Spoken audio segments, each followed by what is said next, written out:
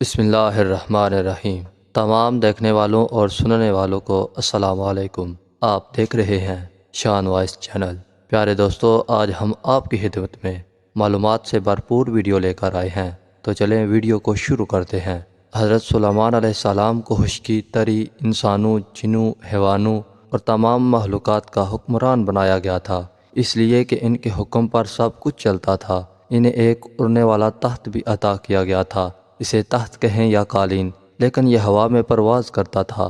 ہوا کو حضرت سلیمان علیہ السلام کے تابع کر دیا گیا تھا اور وہ ہوا کو تیزی اور سستی سے چلنے کا حکم دیتے تھے۔ تو پھر آپ فرماتے، اے ہوا، تجھے تیز چلنا ہے، تو وہ آپ علیہ السلام کے تخت کو اتنی تیزی سے اڑا کر لے جاتی تھی کہ مہینے کا سفر ایک دن میں طے ہو جاتا تھا۔ اس پر جو قالین تھا وہ دانی رنگ کے ریشم کا تھا اور اس پر نفیس زردی و زری سے نقش و نگار بنے ہوئے تھے۔ یہ قالین یا تخت 60 میل لمبا اور 60 میل چوڑا گویا ایک شہر تھا۔ اس پر شہزادے، سرداران، فوج، راؤسا، امرا، درباری اور لشکری حضرت سلیمان علیہ السلام کے ساتھ سوار ہوتے تھے۔ حضرت سلیمان علیہ السلام کے سامنے ان کا وزیر اعظم آصف بن برہیا بیٹھتا تھا۔ یہ صبح کا ناشتہ دمشق میں کرتے تھے اور شام کا کھانا ترکستان میں کھاتے تھے۔ دوستو، جب سلطنت کو انتہائی استحکام حاصل ہو گیا تو آپ علیہ السلام نے آفتاب پرست ملکہ بلقیس کو دربار میں طلب کیا۔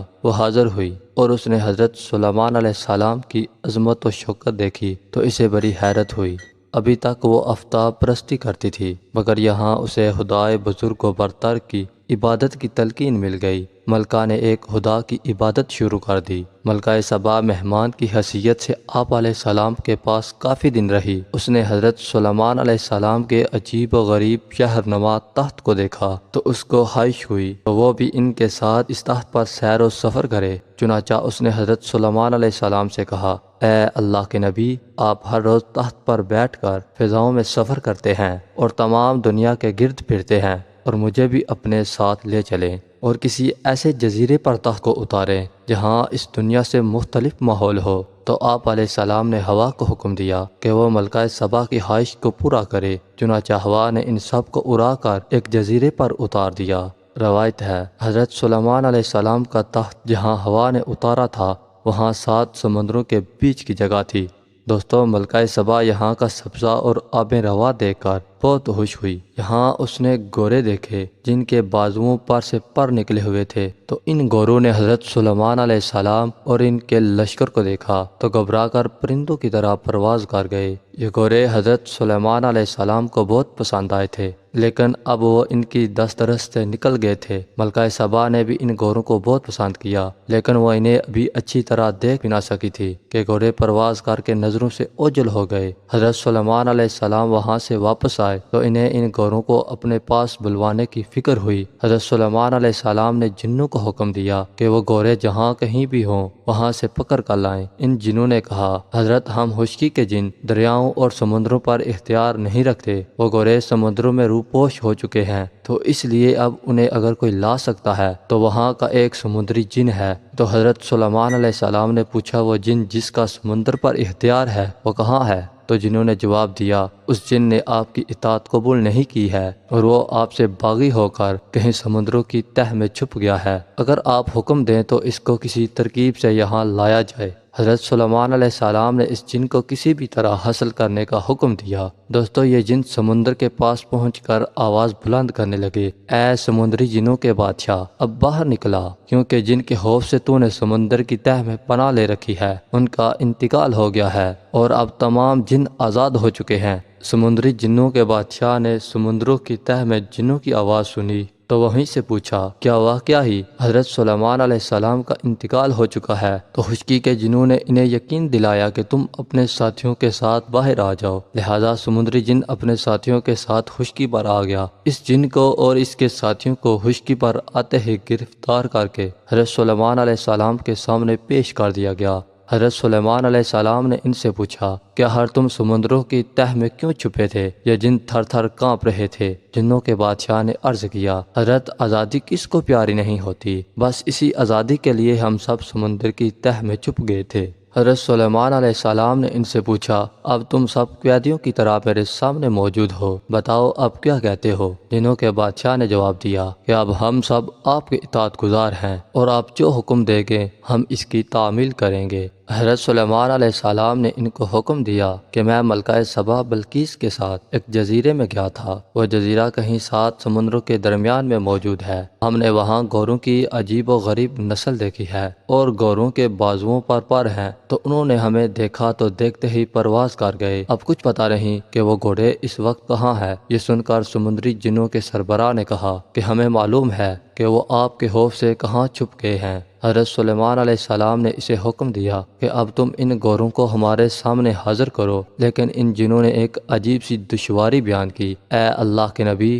ان گوروں تک ہماری رسائی نہیں ہے۔ جس طرح آپ نے عقل و حکمت سے ہمیں بلوایا ہے اسی طرح انہیں بھی یہاں لایا جا سکتا ہے۔ حضرت سلیمان علیہ السلام نے پوچھا، تم ان پر اختیار کیوں نہیں رکھتے اور وہ تمہارے قابو میں کیوں نہیں ہیں؟ جنوں کے بادشاہ نے جواب دیا، جناب حضرت وہ گورے ہماری طرح پانی میں چھپ گئے ہیں، بس کسی وقت سمندر سے نکل کر ایک چشمے پر پانی پینے کے لیے پہنچ جاتے ہیں۔ اب اگر ایسی کوئی ترکیب کی جائے کہ چشمے کا پانی پینے کے دوران انہیں قید کر لیا جائے تو ممکن ہے کہ آپ انہیں حاصل کر لیں۔ دوستو، سمندری جنوں کے سربراہ نے ترکیب بتائی کہ آپ چند دنوں کو میرے ساتھ کر دیجئے تاکہ جس چشمے سے وہ دریائی گورے پانی پیتے ہیں اس سے پانی نکلوا کر وہاں شراب بھر دی جائے۔ اس طرح جب وہ گورے چشمے کی شراب پئیں گے تو نشے میں بے بس ہو جائیں گے۔